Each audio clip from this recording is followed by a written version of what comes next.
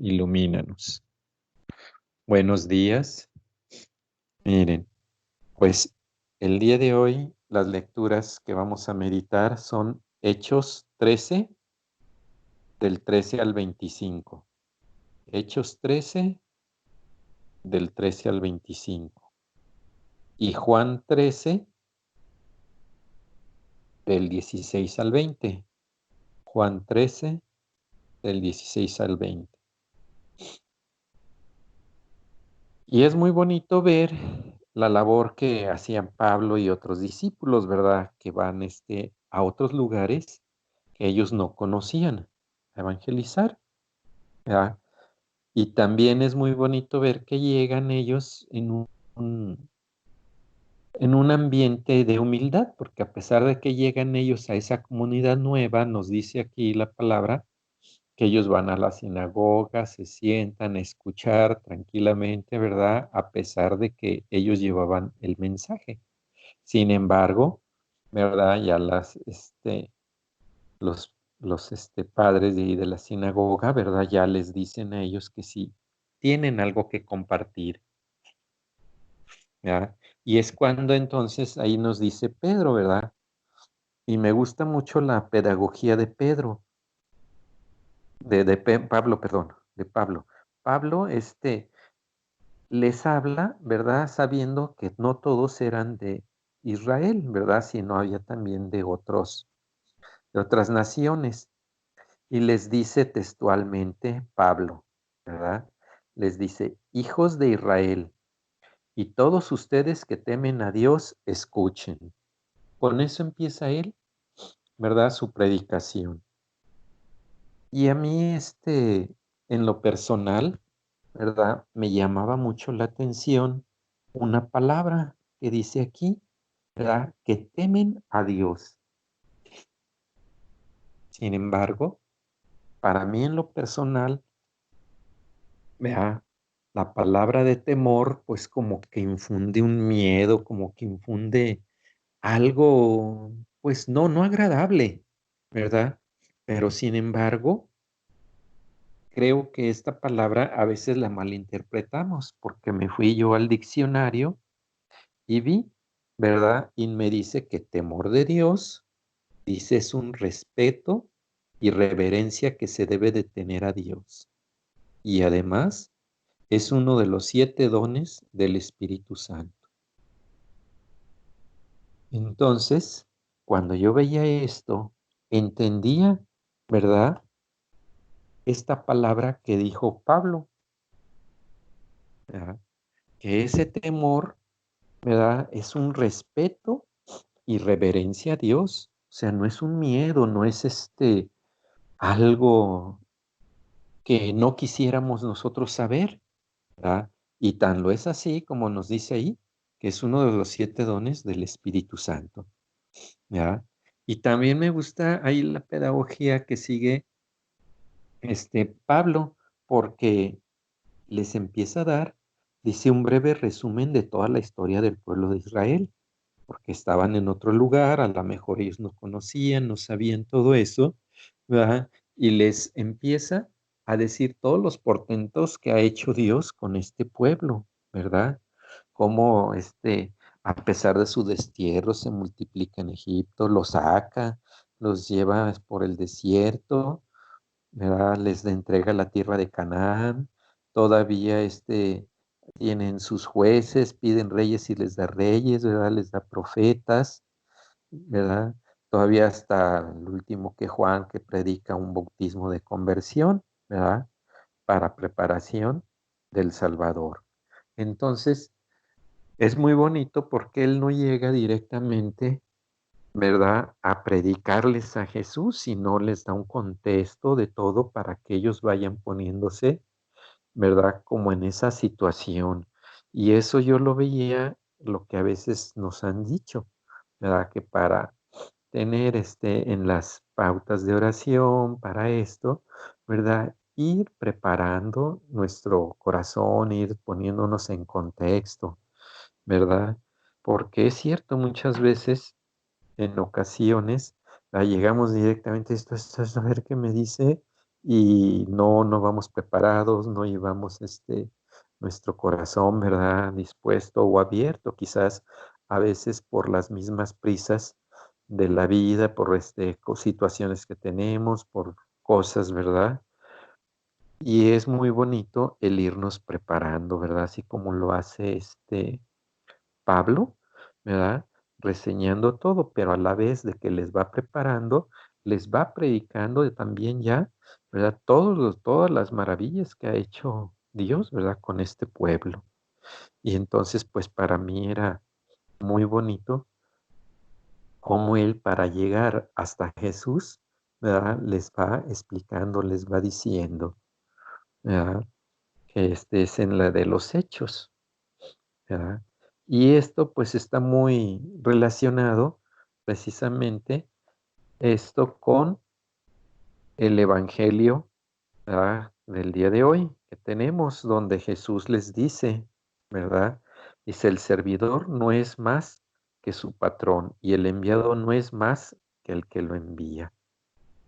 Y esto es ir viendo y poniéndonos en contexto, ¿verdad? De acuerdo a lo que Dios nos va dando en la situación que Dios nos tiene, ¿verdad? Porque esto precisamente se los dice Jesús después de haberle lavado los pies a sus discípulos, después de haber tenido ese gesto de humildad, ¿verdad? O sea, Jesús, ¿verdad? Se sitúa, ¿verdad? Como el servidor de todos. Y entonces, pues para ahí, a mí en lo personal es uno de los grandes ejemplos, ¿verdad? Que Jesús me deja, ¿verdad? Porque cuántas ocasiones, ¿verdad? Porque estamos estudiando algo, entonces creemos que ya sabemos demasiado, ¿verdad? Y queremos que los demás, ¿verdad? Hagan y digan las cosas como nosotros lo queremos, ¿verdad? Incluso, ¿verdad? A veces hasta con las personas, que están, arriba de nosotros, ¿verdad? Que son nuestros superiores, ¿verdad? Esto es lo que en ocasiones le sucedía a Jesús, ¿verdad? Sobre todo que a Jesús, pues, no, no querían ellos escuchar, ¿verdad? Ese mensaje que traía Jesús, porque decían, pues, ¿de dónde les habla esta sabiduría? ¿Verdad? Porque se supone que pues los fariseos, los doctores de la ley, todos estos eran gente muy estudiada, entonces para ellos pues Jesús, ¿verdad? Pues lo que hablaba pues no, muchas veces lo consideraban hasta como una blasfemia, ¿verdad? Y esto pues también en la actualidad, ¿verdad? Lo vemos nosotros, ¿verdad? Hay un detalle aquí en nuestra parroquia de Santa Elena, ¿verdad? Estuvo un señor cura durante muchos tiempos, que fue el que fundó la iglesia, que la construyó ya muy grande, y de repente lo cambian por un señor cura más joven, ¿verdad? Y aquí pues sucedió de que muchos grupos y personas pues no lo querían, que incluso querían este, firmas, ¿verdad? Porque, pues no, ¿verdad? ¿Cómo una persona iba a llegar así, ¿verdad? Después de tanto tiempo, o sea, a veces nos quedamos así en lo cuadrado nosotros, en que esto era lo que teníamos y no vemos nosotros que a veces esos cambios es para mejora, porque precisamente a ese señor cura, ¿verdad? Que querían pedir firmas y eso, pues estuvo aquí durante un tiempo, hizo una labor muy buena y sin embargo ahorita actualmente es el obispo auxiliar, que es el padre Engelberto Polino, ¿verdad? Entonces, ¿cómo a veces también nosotros a los enviados, ¿verdad? A veces no les hacemos caso, ¿verdad? O sea, vemos nuestra propia ideas, nuestra propia situación, ¿verdad? Y por eso también ahí Jesús, ¿verdad? Nos habla de que tenemos que tener cierta coherencia, ¿verdad? Sobre todo los que andamos queriendo conocer esto, porque ahí nos dicen las palabras textuales, ¿verdad? Nos dice, ustedes ya saben estas cosas, felices si las ponen en práctica. Y aquí, pues nos está hablando de que debemos de tener una coherencia, ¿verdad? De lo que nosotros decimos, predicamos, vemos, así como lo que hacemos, ¿verdad? Porque en cuántas ocasiones, ¿verdad? Pues si no es coherente, ¿verdad? Lo que decimos con lo que hacemos, pues la gente está muy atenta en eso y nos dice, no, ¿verdad? Es lo primerito que dicen. Incluso ya no nada más con nosotros, sino con ciertos padres, ¿verdad? Y eso están viendo, ¿verdad? La gente poniendo atención. Y entonces ahí yo siento que es donde nos cuesta más trabajo, a mí en lo personal, ¿verdad? El llevar a la práctica todo lo que vamos viendo, todo lo que vamos escuchando, ¿verdad? Y yo creo que este es un común denominador, porque los viernes que el Padre Yu nos está dando, ¿verdad? Estos temas, yo me fijo, casi todos los que opinamos, ¿verdad? Decimos, sí, pues sí está muy bonito y esto, pero el llevarlo a la práctica es lo que nos cuesta, ¿verdad? Y recuerdo una anécdota aquí de un predicador, ¿verdad? Un predicador que, ¿verdad? Pues habla muy bien, muy elocuente, de esos predicadores, ¿verdad? Que tienen carisma. Y le dice una señora, ay, dice, oiga, dice, qué bonito predica usted y eso, en su casa, cómo lo tendrán, ¿verdad? Y les dice el predicador, dice, eso es lo que usted cree ahorita aquí.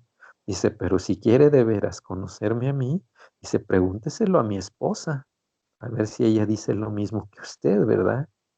Y es cierto, ¿verdad? O sea, es buscar nuestra coherencia siempre, ¿verdad?